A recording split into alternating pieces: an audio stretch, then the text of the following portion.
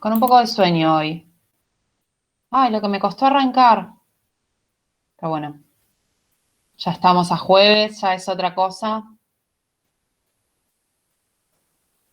Hola a todos los que van saludando por el chat. Hoy somos un poquito menos. ¿Pasó algo? No sé si por ahí son justo algunos días de parciales o trabajos prácticos que me habían comentado la otra vez que tenían. ¿Están en estos días con eso? En general somos más o menos 40, 40 y pico. Mañana tenemos que entrar a uno de filosofía, pero no sé. Ah, está bien. ¿Hay quién tienen en filosofía?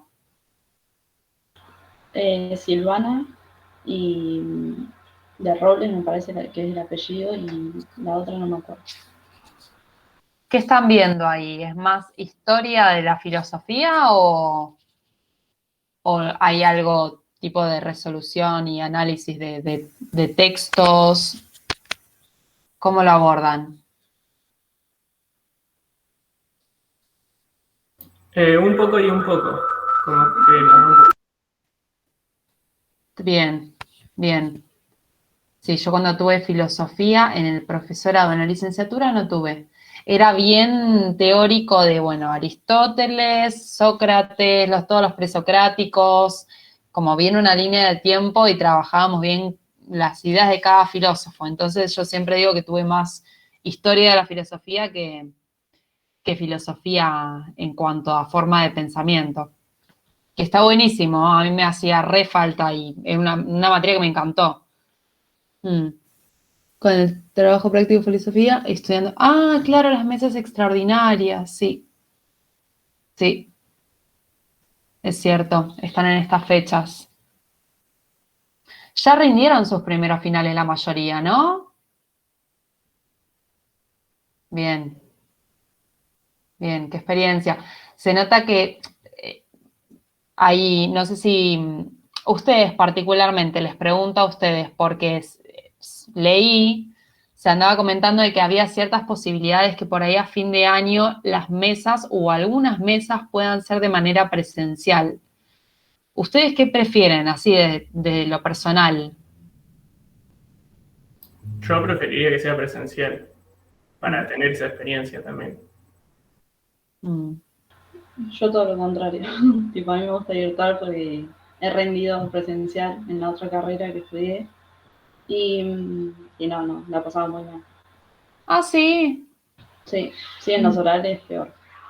que en los Sí, nervios. sí, sí, si fuera escrito por ahí, bueno, pero en los orales me pongo muy mal.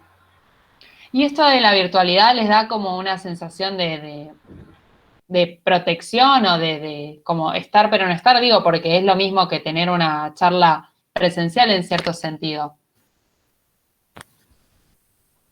Por Sí, ahí, para mí sí, pero el tema es que no tuvimos ninguno que sea oral, ningún final oral. claro, Para yo por lo menos. claro. Mm. Sí, sí, es cierto que es más exposición. Uno de acá se ve solamente la cara, el cuerpo es como que no existe.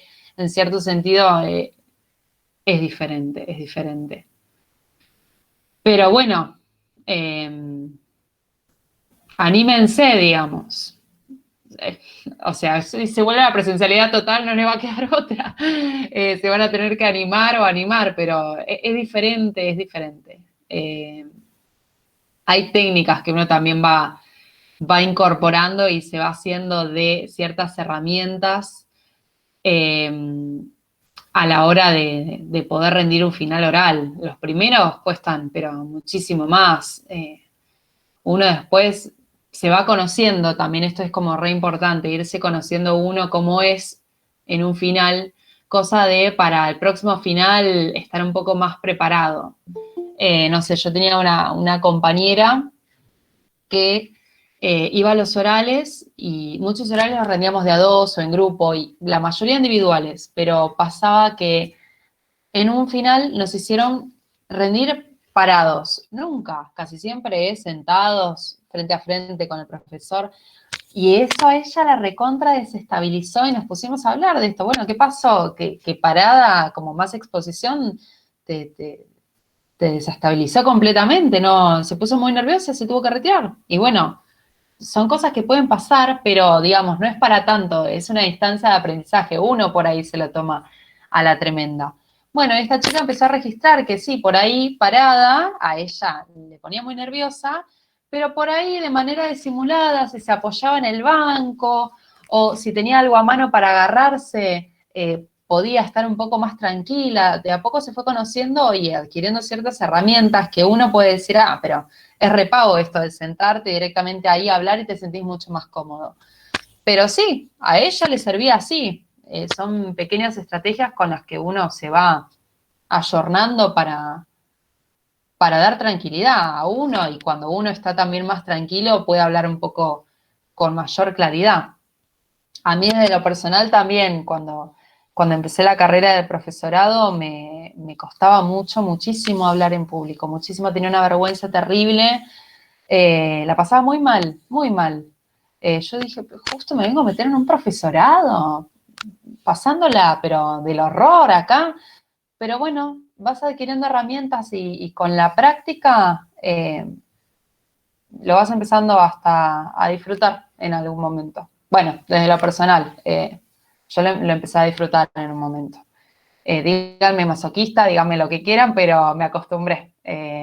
Y lo final es lo mismo. Muchos nervios al principio, mucha preparación de manera exagerada, cuadros por todos lados en el cuarto, y bueno, me servía hasta que en los finales de tercero, de cuarto, ya lo sentís de otra manera por ahí. Es un aprendizaje también, es un aprendizaje. De manera presencial o virtual, no deja de ser una situación no cotidiana, extraña, pero van adquiriendo la cancha como para hacerlo cada vez más fluido y con menos nervios. Siempre los nervios nos acompañan y van a estar, cierta ansiedad también, pero ya con otros recursos y con otras herramientas. Así que bueno, quizás en diciembre, noviembre, las mesas puedan algunas ser presenciales. Vamos a ver de qué depende. Veremos a ver cómo nos encontramos. Pero bueno, por lo pronto seguimos con la virtualidad. Acá estamos. Que por lo que nos dijeron va a ser todo el cuatrimestre así. No sé si a ustedes les habrán transmitido alguna otra cosa. Estamos todas con la misma información, ¿no? Me parece que sí. Sí. Bueno, continuamos entonces. Vamos, como les decía, a finalizar en esta clase, si se puede en esta clase, si no veremos si nos queda algo para la próxima, con el módulo 2, con el tema que nos queda, que son los actos fallidos. No sé si han podido mirar algo, ojear algo, o si han escuchado algo de los actos fallidos. Si alguien quiere compartir algo que hayan escuchado, o alguna experiencia, o algo que les hayan contado.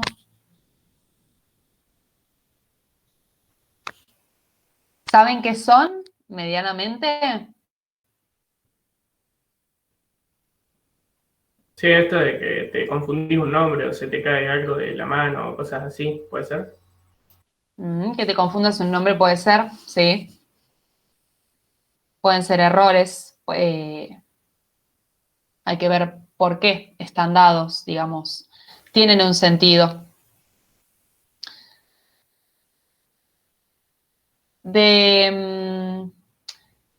Los chistes se escucharon hablar, nunca les dijeron cuando tiraron algún chiste así. De los chistes espontáneos, no digo de estos chistes, de estos chistes ya armados, tipo primer acto, segundo acto. De los chistes armados no, sino de los chistes que salen de manera espontánea en alguna charla o conversando con alguien y tiras un chiste. Nunca han escuchado que por ahí pueden llegar a responder, ay, eso es un chiste de doble sentido, o te salió del inconsciente, o me quisiste dar un doble mensaje. Hay chistes que no son tan inocentes. ¿Alguna vez les pasó o escucharon eso? Sí, sí. Mm, Bueno, que te dicen que en todo chiste hay una verdad. ahí va, exacto. El chiste para Freud también tiene una relación con el inconsciente. Hay un texto específico que no lo vamos a ver en la cátedra, pero bueno, les comento que existe un texto de Freud que se llama El chiste y su relación con el inconsciente.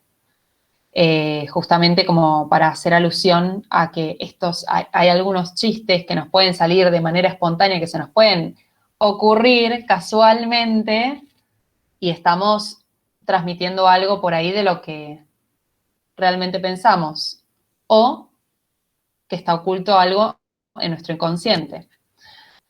Freud también se agarra de los actos fallidos, así como estuvimos trabajando con los sueños. Bueno, los actos fallidos también son formaciones o manifestaciones del inconsciente. ¿Qué quería decir esto? Unas expresiones del inconsciente por las cuales damos cuenta de la existencia del mismo y de ciertos contenidos del mismo.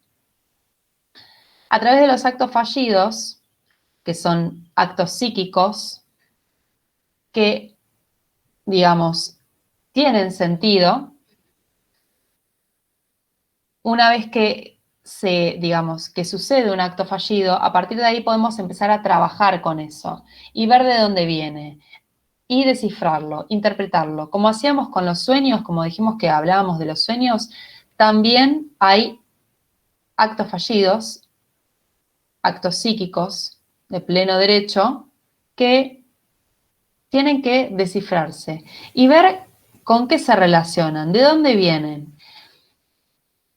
Los actos fallidos poseen un sentido entonces y eso es lo que tenemos que descubrir. Son fenómenos ocasionales entonces que le pueden ocurrir a cualquiera. A cualquiera, no es que pertenecen a algún tipo de patología o algún tipo de estructura en especial, nos ocurren a todos. Vemos que en nuestro discurso, en nuestro relato, en nuestro hablar, a veces hay lagunas, a veces hay fallas, hay olvidos. El discurso nuestro entonces muestra ciertos puntos débiles por donde el analista tiene que entrar y empezar a desentrañar, a ver qué está pasando ahí. ¿Por qué uno se olvidó de decir tal o cual cosa? ¿Por qué uno se equivocó justo cuando iba a decir tal palabra y en vez de esa palabra dijo otra? Actos fallidos son omisiones, o sea, olvidos. Son los chistes, estos chistes espontáneos, los chistes que tienen relación con el inconsciente. Son los lapsus, que los lapsus son estas equivocaciones, estos errores en el discurso que uno puede tener. Y pasa que en vez de querer decir algo en particular, terminamos diciendo otra cosa. Puede pasar hablando, puede pasar escribiendo, puede pasar también mientras estamos leyendo y leemos algo erróneo, puede ser un acto fallido. Lo que no quiere decir que cada vez que nos equivoquemos o que digamos algo en vez de otra cosa, sean actos fallidos. Hay ciertas equivocaciones que nosotros tenemos, ciertos lapsus, ciertas omisiones u olvidos que tenemos que se pueden deber a fallas en cuestiones fisiológicas, en cuestiones físicas, producto de una enfermedad o más bien, como nos puede pasar a cualquiera de nosotros, también producto de más desatención o días que estamos con mucho sueño o días que estamos con dolor de cabeza, por más que nada cuestiones de fallas en lo atencional, que nos pueden pasar a cualquiera también, de equivocarnos o de olvidarnos algo por estar en esos estados. No es lo mismo ponerte a hablar con alguien un lunes a las 10:30 de la mañana, que recién estás arrancando la semana, estás más activo, que por ahí un viernes a las 11 de la noche, que te pasaste toda la semana estudiando, laburando, haciendo gimnasio, haciendo mil cosas, por ahí ya estás con la cabeza en otra, estás con sueño, estás cansado, y bueno, te podés equivocar sin que eso realmente implique un acto fallido. Pero hay muchas de estas equivocaciones en nuestros discursos que sí son actos fallidos. ¿Cómo nos damos cuenta cuáles sí, cuáles no? Y bueno, eso es a trabajar en análisis. Eso, digamos, se trabaja en el espacio terapéutico, a ver si es una equivocación, una omisión, un lapsus que esconde algún sentido, que tiene algún sentido que hay que descifrar, o, bueno, fue una falla porque estaba recontra cansado, con dolor de cabeza, con la atención en otra cosa. Bueno, ahí vamos. Hasta este momento, como hablábamos con los sueños, no se le habían dado mucha importancia a estos actos psíquicos que son nimios, dirían los científicos. Los psicólogos no se habían encargado de trabajar con estas pequeñeces, como pueden ser los actos fallidos. Freud los llama la escoria del mundo de los fenómenos. De eso se ocupa Freud. La escoria, digamos, el residuo, la basura. De ese residuo del que nadie quiso trabajar, con el que nadie quiso trabajar o quien nadie le había prestado atención hasta ese momento, Freud labura con ellos. Son fenómenos entonces que la ciencia hasta ese momento no se ocupaba. Los actos fallidos nos dan indicios, nos dan pistas, nos dan señales que nos ponen en el camino de que ahí hay algo oculto o hay algo desconocido.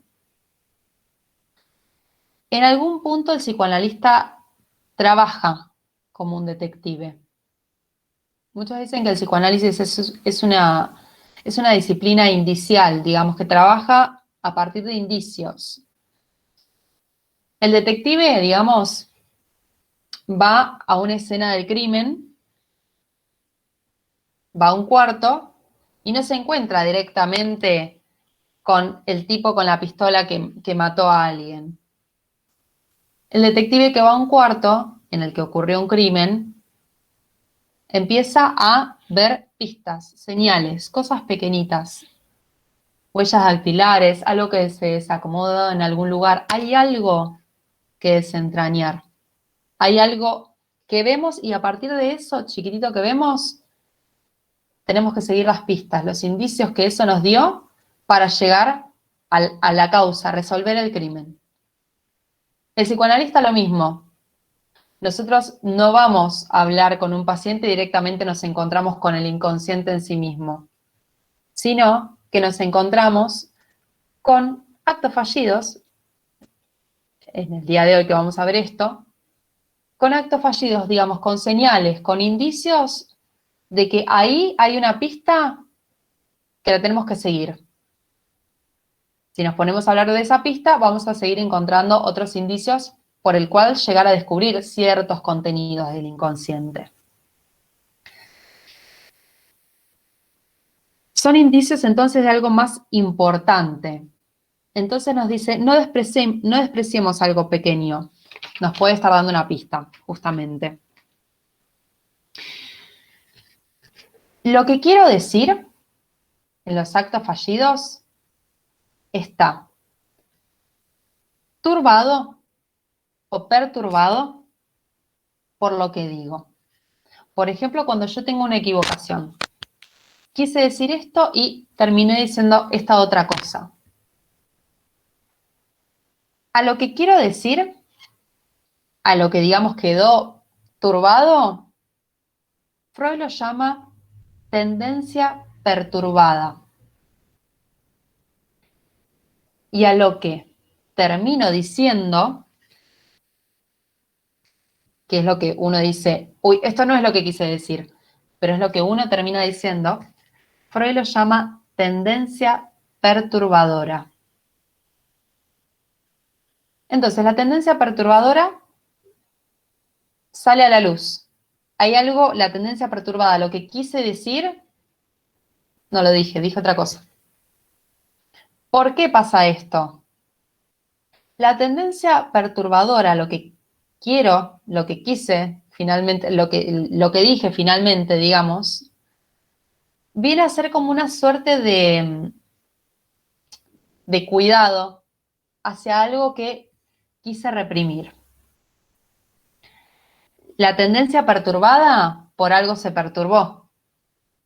Probablemente sea algún contenido que sea doloroso, que no quiero pensarlo en la conciencia, que no quiero pensarlo en este momento, que lo estoy esquivando, que me genera angustia, sufrimiento. Entonces, por eso no se dice. Y se dice otra cosa.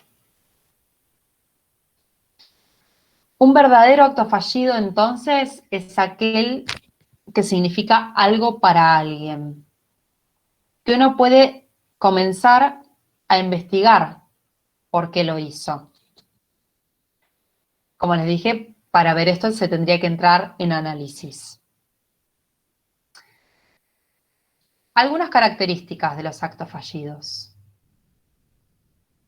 No son casuales, más bien son causales, tienen una causa. Es decir, no es casualidad la tendencia perturbadora. No es que la tendencia perturbadora no tiene nada que ver con la tendencia perturbada. Ahora vamos a ver en un ratito un ejemplo. Algo entra en asociación con lo que se perturbó. Algo se encuentra relacionado. Son actos psíquicos de pleno derecho. Es decir, y por lo tanto los tenemos que investigar como tal. Son actos psíquicos.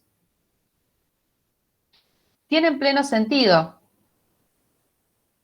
Tenemos que descubrirlo.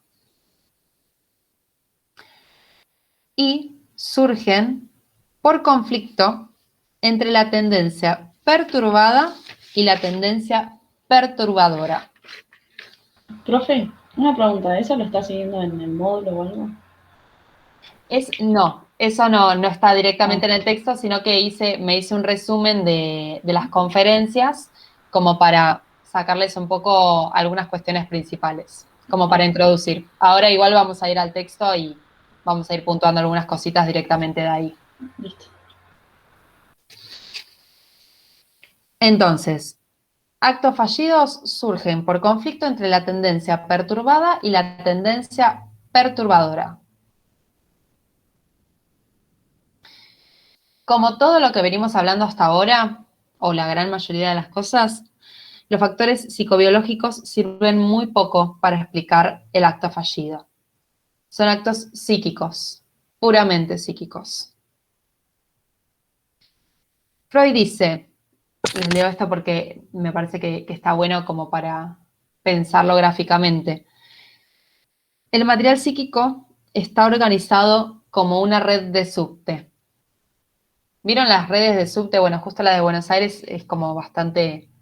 Son pocas líneas, pero en las ciudades más grandes, en ese momento, en la época de Freud, digamos, vivían en Europa y las líneas de subte o de trenes también se entrecruzaban mucho las unas a las otras. Son un montón de líneas de subte que se entrecruzan. Por eso, digamos, él hace esta analogía. El material psíquico está organizado como una red de subte. Bien, Freud se preocupa entonces por el determinismo de los actos fallidos. ¿Qué es lo que lo producen? ¿Cuál es la causa? Vamos entonces al texto. Van a ver que lo primero que aparece en el módulo, bueno, parte 1, los actos fallidos. Atrás empezamos con la conferencia 1, tienen, ¿no? Primera conferencia de introducción. Estas conferencias que ahora vamos a ver, 1, 2, 3, 4. Después están las de sueños. Él empieza hablando de actos fallidos. Me parecía como más claro empezar por sueños en este caso, porque es más largo. Y después nosotros ir a actos fallidos, pero estas conferencias las da primero y después él sigue con las de los sueños, cronológicamente hablando. Primera conferencia de introducción. Este texto está bueno como para repasar un poquito la presentación del psicoanálisis. Lo que él dice en este primer texto es una conferencia que da abierto al público, como las 5 conferencias que vimos en el módulo 1. Esta también la dio abierta al público y con una finalidad de que todos puedan conocer un poco más acerca del psicoanálisis. Habla un poco sobre ¿cómo se diría? Sobre la originalidad del campo, de la disciplina que él creó. Explicita que el psicoanálisis es una forma de tratamiento para pacientes neuróticos. Lo presenta así, de esta manera. Lo presenta como algo novedoso, también una nueva forma de investigación y de tratamiento, que hasta aquel entonces no se había trabajado de esta manera. Un poco, ¿no? Lo que vimos en el módulo 1 se retoma acá en esta conferencia número 1. Es un cuerpo teórico, entonces, y una modalidad de tratamiento médico para neuróticos, y presenta y dice que se va gestando a través de un método que va desarrollando su creador, su autor, que es él mismo. En esta primera conferencia se exponen las dificultades del método. Habíamos hablado un poco esto de que entrar en análisis, entrar en un tratamiento psicoanalítico no es gratuito, con todo lo que eso conlleva, digamos. Hay que anticipar al paciente de su duración, de que un tratamiento psicoanalítico en general dura un tiempo determinado, medianamente extenso. Los esfuerzos, también hay que anticiparle al paciente, dice Freud, los esfuerzos y los sacrificios que uno hace al someterse, al someterse a voluntad, digamos, de un tratamiento psicoanalítico. Digamos, un tratamiento analítico no es sino sin angustia. Vas a descubrir cosas propias, muy profundas a nivel personal, a nivel inconsciente, en las que probablemente te encuentres con cuestiones dolorosas, cuestiones que no quieras saber, por lo menos de manera consciente.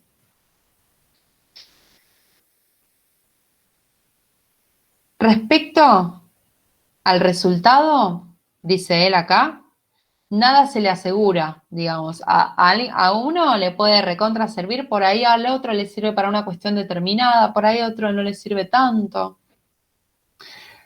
¿De qué depende? Del paciente mismo, justamente, de cuán disponible está a meterse en sus profundidades, en sus propias profundidades, la disponibilidad que tiene el paciente para hablar de sí mismo.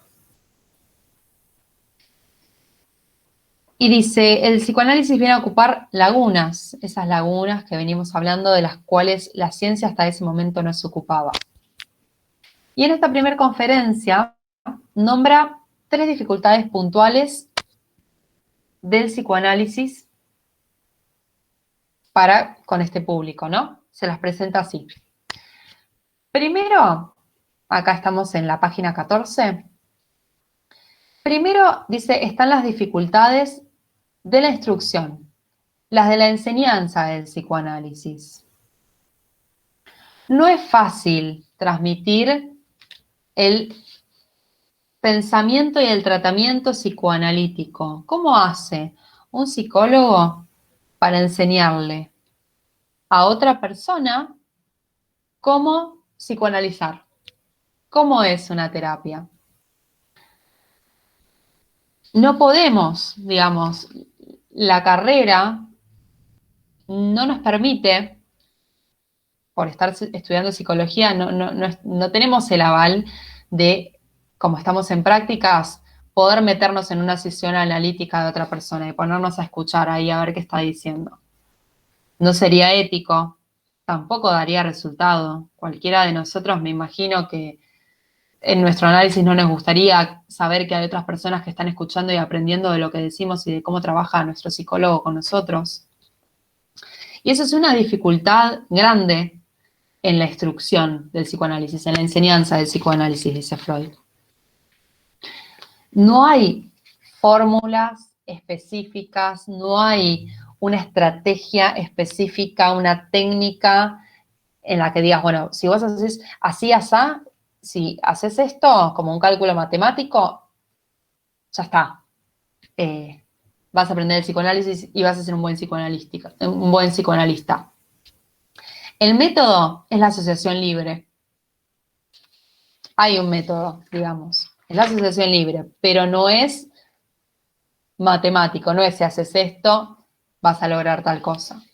Entonces, primera dificultad del psicoanálisis en la instrucción, en la enseñanza. Página 17 nombra una segunda dificultad. Le hablaba, en ese público puntual, había muchos médicos en este caso. Y dice, hay una segunda dificultad en la relación de ustedes con el psicoanálisis de la que no puedo hacer responsable a sino que debo achacarla a ustedes mismos, mis oyentes, al menos en la medida en que hayan cultivado hasta ahora estudios de medicina.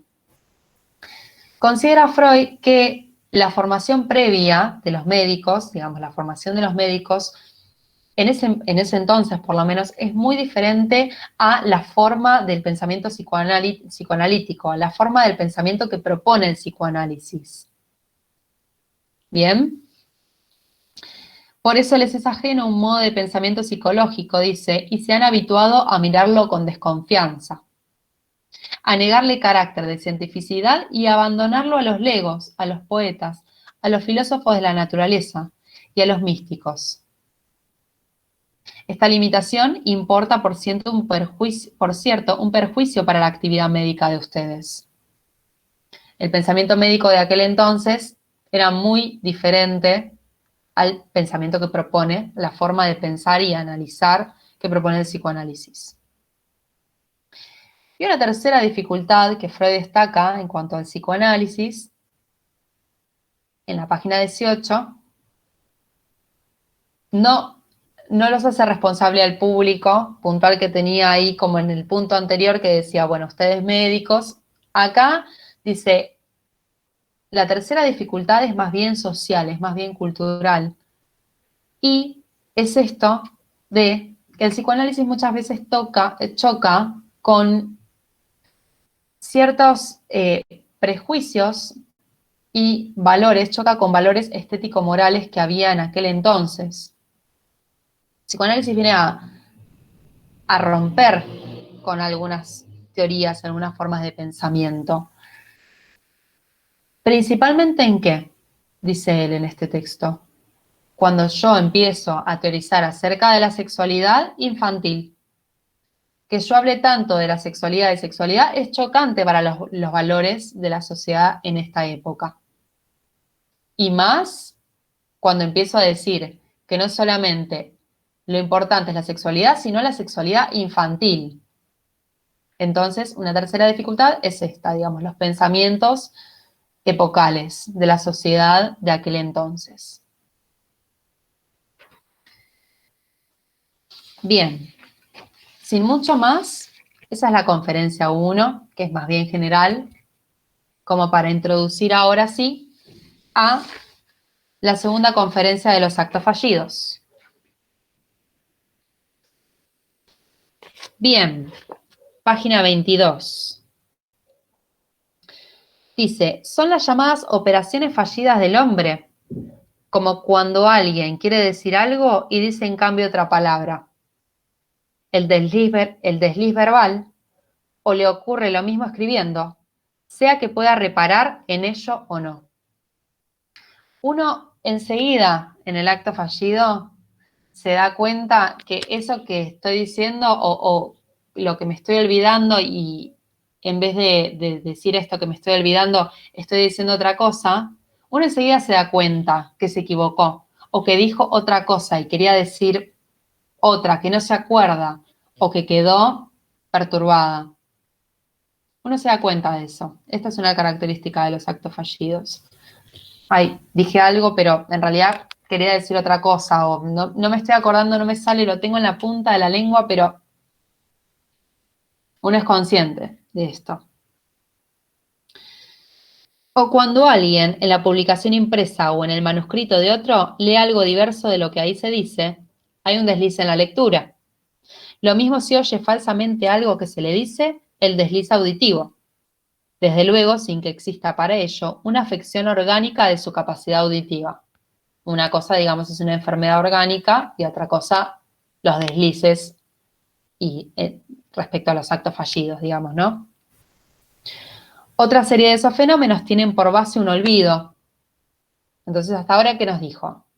Los actos fallidos u operaciones fallidas del hombre pueden ser deslices, es decir, ciertas equivocaciones verbales o en la lectura o a nivel auditivo. Pero otra serie de fenómenos fallidos pueden ser los olvidos. Hasta acá viene con olvido también. Pero no uno permanente, sino solo temporario. Por ejemplo, cuando alguien no puede hallar un nombre que sin embargo conoce y que por regla general, y que por regla general reencuentra luego. O cuando olvida ejecutar un designio del que más tarde empero se acuerda, y por tanto solo lo había olvidado durante cierto lapso. Bien. Otro ejemplo. En una tercera serie falta esa condición de lo meramente temporario. Por ejemplo, en el extraviar. Cuando alguien guarda un objeto en alguna parte y después ya no atina a encontrarlo. O en el caso totalmente análogo del perder. Él dice también en este entonces que por ahí alguien cuando pierde algo también lo podemos tomar como un acto fallido. Quizás, puede ser. A ello se suman ciertos errores. Errores en el discurso. Bien. Para estos fenómenos quiero ahora solicitar la atención de ustedes. Pero disgustados me opondrán. Hay tantos grandiosos enigmas en el ancho mundo y en el más estrecho de la vida anímica, que parece en realidad desatinado malgastar trabajo e interés en tales pequeñeces. Freud dice, no, esto no es pequeño. Puede que sea pequeño, pero es una pista, es una señal de otra cosa, como decíamos antes. Página 24. Al contrario, su material de observación lo constituyen, por lo común, aquellos sucesos inaparentes que las otras ciencias arrojan al costado por demasiado ínfimos. Por así decir, la escoria del mundo de los fenómenos, la basura del mundo de los fenómenos. Un poquito más abajo tienen la analogía del psicólogo como detective, van a encontrar que se tiene que guiar por pistas, por indicios. Página 25 dice, se trata de pequeños deslizamientos de la función, de imprecisiones de la operación del alma, cuyas condiciones pueden indicarse. Un hombre que por lo demás habla correctamente quizás cometa un desliz verbal si está algo indispuesto y fatigado, si está emocionado y si es solicitado en demasía por otras cosas. Si está muy ocupado, podemos cometer deslices, sin que esto quiera decir un acto fallido. Es fácil corroborar estas indicaciones. Y en efecto, el trastrabarse, uy, yo estoy trastrabada, emerge con particular frecuencia cuando se está fatigado, se tiene dolores de cabeza o a uno está por atacarle una jaqueca. En esas mismas circunstancias ocurre con facilidad el olvido de nombres propios. ¿Bien? Entonces, cuando baja la barrera de la atención, por así decirlo, por fatiga, distracción, cansancio, un leve estado enfermizo, nos pueden pasar los olvidos. Pero, dice, sabemos por la experiencia que esas acciones fallidas y esos olvidos ocurren también en personas que no están fatigadas, distraídas ni emocionadas, sino que en todo sentido se encuentran en su estado normal, a menos que precisamente a causa de la operación fallida se quiera atribuir con posterioridad a esas personas un estado de emoción que ellas mismas no confiesan. ¿Bien? Entonces, ¿por qué a alguien que no está cansado, no está fatigado, no está enfermizo, le ocurren también estos olvidos, estas fallas parecieran? Bueno, pueden ser actos fallidos. Cuando no está cansado también pueden ser actos fallidos, pero hay que ver, hay que discernir si sí o si no.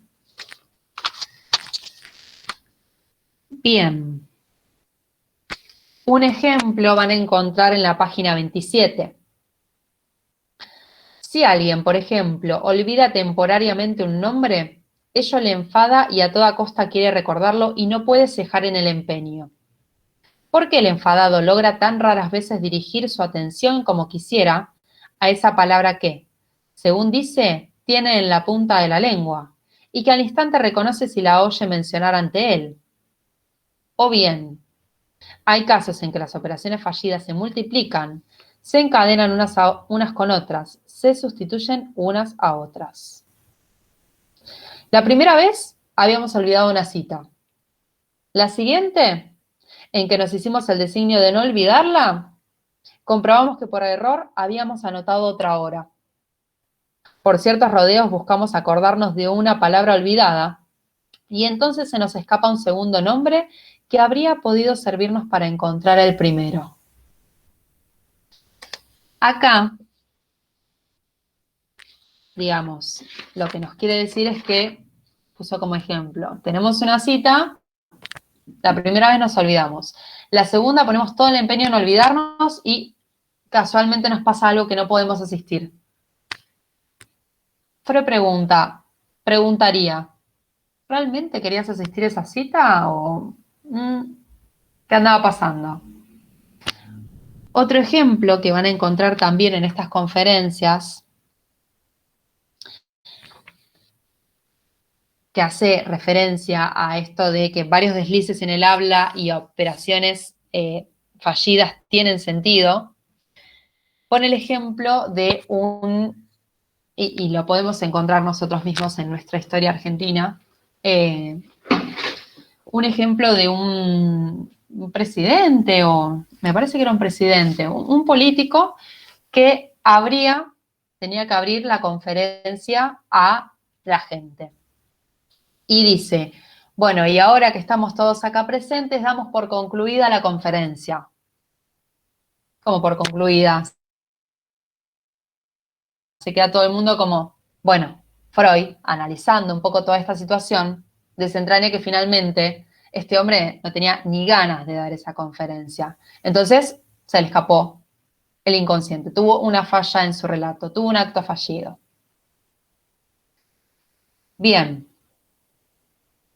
Para hacer un break entre texto y texto, les quiero compartir un Power con imágenes, nada más que imágenes que después se las voy a pasar. A ver.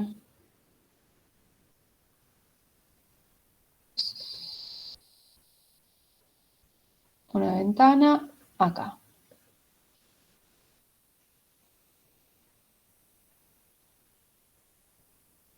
Bien. Actos fallidos. Son todas viñetas como que podemos tener de ejemplos. La viñeta de Tute y Homero Simpson. Otra de Tute, bueno, que puede, pensando que podía no escapársele también en terapia, puede pasar.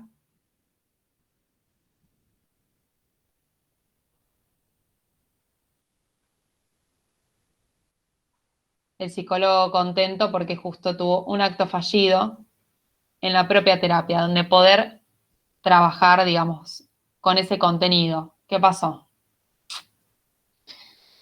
Algunos ejemplos de actos fallidos comunes pueden ser olvidar responder a un correo electrónico referente a una entrevista para un puesto de trabajo que no nos convence, decir por error una palabra de contenido sexual ante una persona que nos atrae y llamar a la pareja actual por el nombre de una expareja. Chicos, de estos casos miles, quizás les haya pasado algún conocido, espero que no a ustedes mismos, pero es muy común escuchar esto, es tremendo. En mi vida hay antes y un después de vos, Laura. Bueno, ahí tenemos el ejemplo. Unos memes. Estos son sacados de Instagram directamente. No nos equivocamos, tenemos actos fallidos, chicos. Bueno, y esta última viñeta. ¿Qué elegí para la clase de hoy como un ejemplo que está bueno para trabajar? Es el texto que les mandé hoy, que les puse que de la página 9 a la 15 iban a encontrar un ejemplo con el que íbamos a trabajar hoy. Bueno, es este. El olvido es un texto que se llama El olvido de los nombres propios, como para analizar un poco esto de la tendencia perturbada, la tendencia perturbadora, analizar un poco también esto de que lo que digo digamos, en reemplazo de otra cosa que quise decir, no es casualidad, sino que tiene una causalidad. Freud lo que hace en este texto es escribir una situación puntual que le pasó a él mismo. Dice que empieza a notar, digamos, que es bastante común que las personas nos olvidemos de los nombres propios, de los nombres de otras personas. Es un olvido bastante cotidiano y le empieza a llamar la atención esto también cuando le pasa a él mismo. Hay un recuerdo falso en esta secuencia que vamos a ver ahora. Desarrolla un acto fallido de él, como les venía comentando, y queriendo decir un nombre, aparece un nombre sustitutivo. Veamos un poco a ver de qué se trata esto. Dice que los nombres propios entonces sucumben al olvido, se olvidan más frecuentemente que otros contenidos de la memoria. Cuenta una secuencia en la que él se encontraba viajando en un coche junto a un desconocido. Iban hablando con este desconocido en el viaje y ellos se dirigían hacia una estación que se llama Herzegovina, con H, Herzegovina.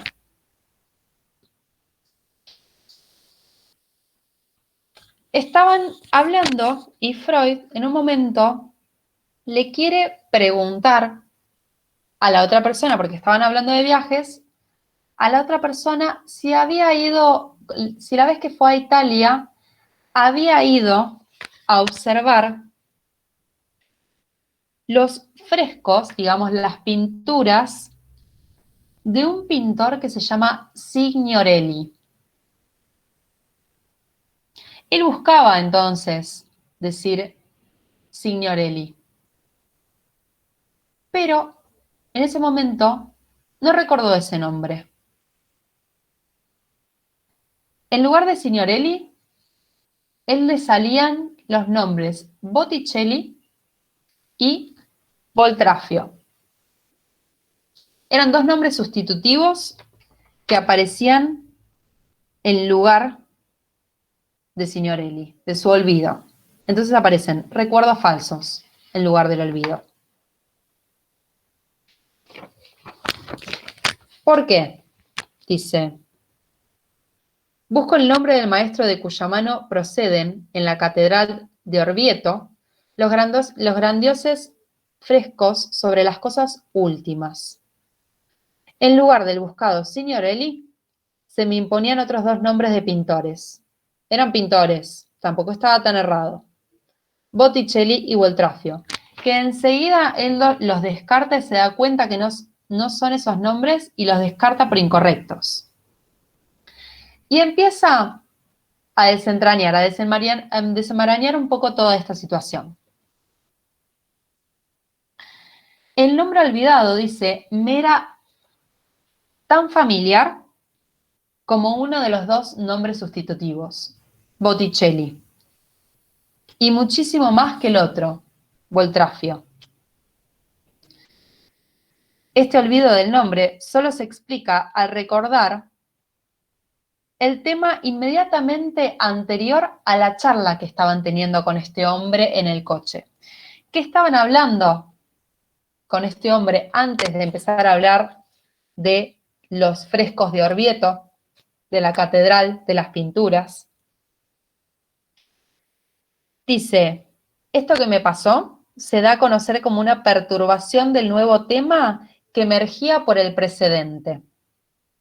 Poco antes de preguntarle a mi compañero de viaje si ya había estado en Orvieto, conversábamos acerca de las costumbres de los turcos que viven en Bosnia y Herzegovina. Él estaba yendo a Herzegovina con este hombre. Hablaban, entre ellos, de que los turcos que viven en Bosnia y Herzegovina, cuando es costoso decirles, anunciarles que un enfermo, por ejemplo un familiar, no tiene cura, ellos responden, Her. Her en turco es señor. No hay nada más que decir. Yo sé que si se lo pudiera salvar, lo habrías salvado. En esta frase ya se encuentran las palabras y nombres.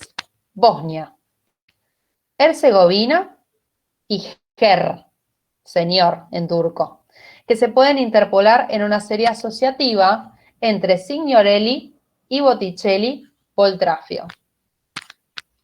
Ahí, en el Power, ustedes pueden ver un esquema que Freud va armando, que yo lo tengo también escrito acá en el pizarrón.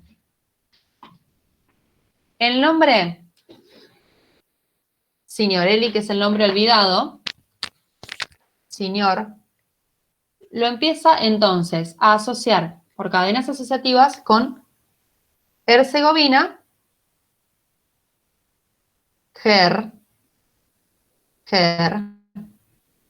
que quiere decir señor en turco. Bien. Y Bosnia. Bien, hasta acá tenemos estas cadenas asociativas. Después dice,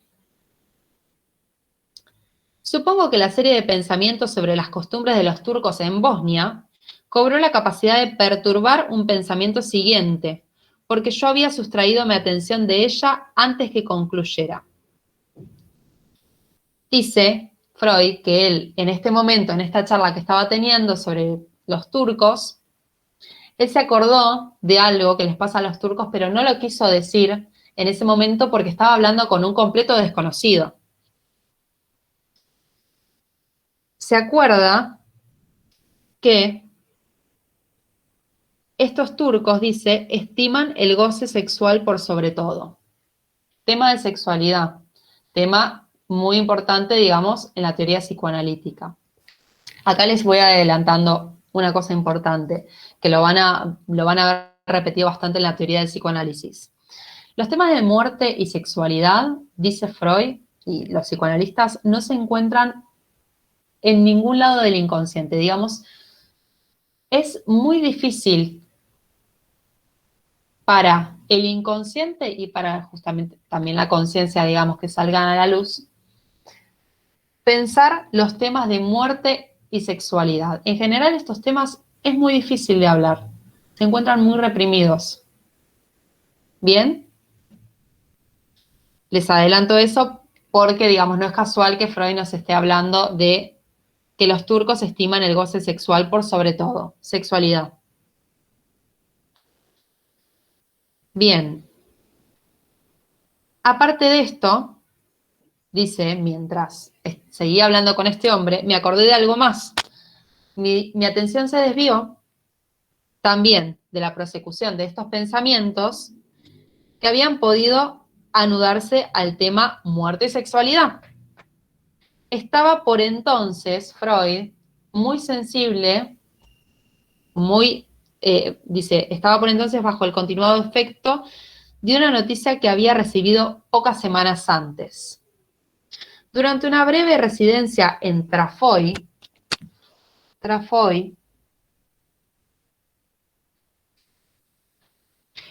un paciente que me importaba mucho había puesto fin a su vida a causa de una incurable perturbación sexual. Es también un pensamiento que se le cruzó a Freud en ese entonces y no lo quiso hablar con este desconocido, pero es un pensamiento que se le cruzó en toda esta secuencia. La coincidencia Trafoy-Boltrafio me obliga a suponer que en aquel tiempo la reminiscencia, digamos, el recuerdo de lo ocurrido con mi paciente, no obstante el deliberado desvío de mi atención, se procuró una acción eficiente dentro de mí. Esta asociación que él hizo, de manera inconsciente, lo perturbó y realizó una acción eficiente, digamos, una acción eficiente que terminó en un acto fallido, un olvido de este nombre finalmente. Dice, ya no puedo concebir el olvido del nombre de Signorelli como algo casual. Debo admitir el influjo de un motivo en este proceso. Yo quise olvidar algo, dice. Había reprimido algo. Es verdad que yo quería olvidar otra cosa que el nombre del maestro de Orvieto. A él no le causa nada este nombre, Signorelli. Conscientemente, digamos, es un nombre completamente que no le transmite nada, no tienen un sentido puntual. Pero este olvido, consiguió ponerse en conexión asociativa con su nombre, de suerte que mi acto de voluntad erró la meta. Y yo olvidé lo uno contra mi voluntad cuando quería olvidar lo otro adrede. ¿Qué es lo que Freud quería olvidar acá? El suceso de su paciente que había fallecido, se había matado hacía muy poquito, en Trafoy. Él se enteró en Trafoy que su paciente había fallecido. Y Freud se encontraba dolido, triste por esta situación. Esto es lo que Freud de alguna manera quería olvidar. Y dice, asaz llamativa es la índole del enlace que se estableció entre el nombre buscado y el tema reprimido. El tema de muerte y sexualidad, muerte del paciente y el tema de sexualidad, dentro del cual intervienen los nombres Bosnia, Herzegovina y Trafoy. En este proceso, los nombres han recibido parecido trato que los pictogramas de una frase destinada a transmudarse en un acertijo gráfico. Es como resolver un acertijo gráfico todo esto. Él nos presenta todo este gráfico como para que a nosotros se nos haga un poco más sencillo o concreto de poder entender la interpretación de este acto fallido que tuvo él. Es verosímil, en efecto, que un elemento sofocado se afane siempre por prevalecer en alguna otra parte, pero solo alcance este resultado allí donde unas condiciones apropiadas lo solicitan. Entonces, al final nos dice, resumamos ahora las condiciones para el olvido de un nombre con recordar fallido. 1. Cierta predisposición para su olvido. 2. Un proceso de sofocación transcurrido poco antes. Él sofocó ciertos pensamientos de manera consciente en ese entonces. Se acordó, tuvo algunos pensamientos y los sofocó para no hablarlos. Y 3, la posibilidad de establecer una asociación extrínseca entre el nombre en cuestión y el elemento antes sofocado. Hay asociación entre estos temas, que son los pensamientos reprimidos, y el nombre Signorelli. Como conclusión, dice, junto al olvido simple de nombres propios, se presenta también un olvido que está motivado por represión. El tema de su paciente. Era algo que él, de manera inconsciente, quería olvidar. Hasta acá este ejemplo. ¿Les pareció claro? ¿Quieren que repasemos alguna de estas conexiones asociativas que él hizo?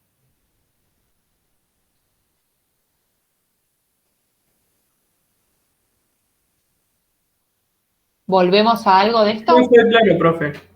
¿Cómo? Fue claro, o sea, a mí me pareció claro. Perfecto. Una duda, profe, que no llegué a escuchar. ¿Él estaba yendo a ver a Signorelli? No. Él estaba viajando en auto con un desconocido.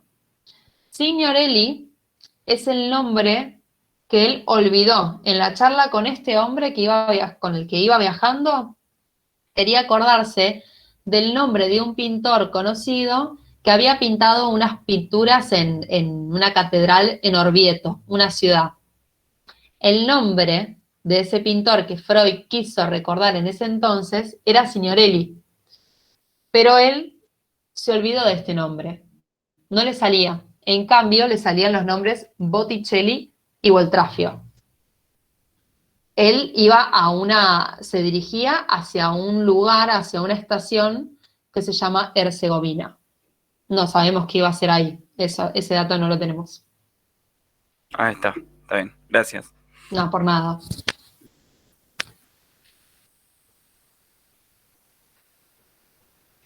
¿Y por qué Bien. viajaba con un desconocido? A saber. No tenemos la oportunidad de preguntarle. No sabemos. No sabemos.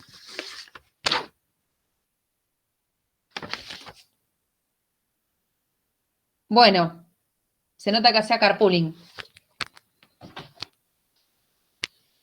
Ese ejemplo me parece que está bueno como para tenerlo en cuenta para hablar de actos fallidos. Después tenemos el resto de las conferencias de actos fallidos que quedan la número 3 y la número 4.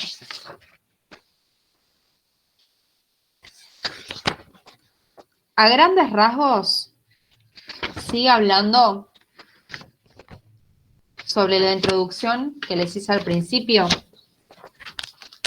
y refuerza bastante más en la 4ª conferencia, los actos fallidos, conclusión. Dice, como para repetir algo importante que acá dice, en página 54, dice, hemos dicho que son resultado de la interferencia de dos intenciones diversas, de las que una puede llamarse la perturbada y la otra la perturbadora. La perturbada en este caso sería Signorelli, por ejemplo, en nuestro caso de ejemplo. La perturbadora, Botticelli y Boltraffio. El fenómeno posee un sentido. Por sentido entendemos significado, propósito, tendencia y ubicación dentro de una serie de nexos psíquicos. ¿Bien?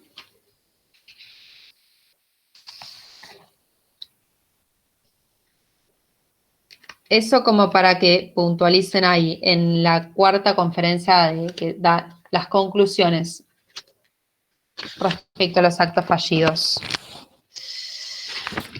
Página 58 también dice,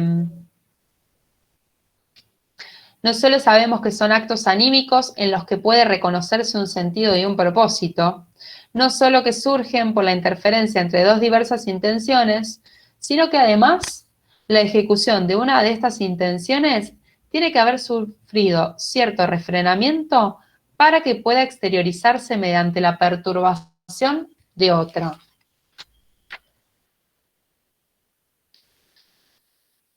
Página 59, algo interesante que también él dice, en el segundo párrafo que aparece ahí, dice, no queremos meramente describir y clasificar los fenómenos, sino concebirlos como indicios de un juego de fuerzas que ocurre dentro del alma, como exteriorización de tendencias que aspiran a alcanzar una meta y que trabajan conjugadas o enfrentadas. Bien. Hasta acá, no mucho más para decir por ahora de actos fallidos. Me parece que hasta acá estamos bien. Si tienen alguna pregunta,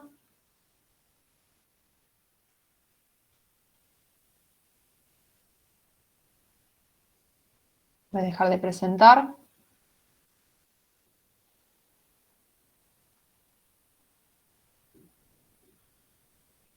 Yo tengo una pregunta, pero del inicio de la clase.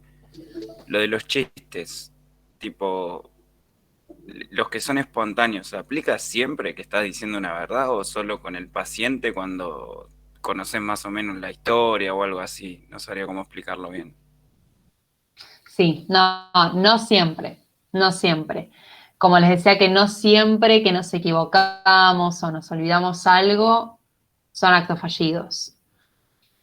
Eso, si tiene un sentido, en general se le encuentra en análisis, hablando con el terapeuta. En general, uno se da cuenta que tiene un acto fallido, porque puede llegar a generar cierta, digamos, a ver, hay actos fallidos que son, y chistes que están menos velados, que podemos interpretar de manera más fácil, y podemos darnos cuenta nosotros mismos a veces que son actos fallidos. Claro, eso te iba a decir, uno se da cuenta a veces cuando te decís el chiste, pero en realidad algo te jode o algo así, o sea. Algunos actos fallidos sí, están menos velados, son más directos, son más fáciles de interpretar. Así como los sueños, que algunos son más sencillos de interpretar porque no están tan desfigurados oníricamente, hay actos fallidos que también son un poco más directos y nos damos cuenta. Uno se puede dar cuenta u otra persona también se puede dar cuenta, te dicen, qué acto fallido. Como esto, por ejemplo, del discurso del presidente que les comentaba, el ejemplo que da Freud, podía ser fácil, sencillamente se puede interpretar. Hay otros actos fallidos que son mucho más rebuscados y son más difíciles de interpretar, como este olvido de los nombres propios, este acto fallido que tuvo Freud. Así que sí, los chistes, no todos son actos fallidos, los chistes espontáneos que podemos hacer nosotros. No todos. Claro, sí, está bien.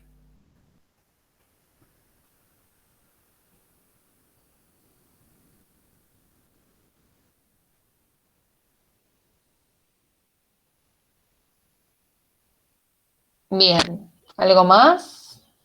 A ver acá en el chat.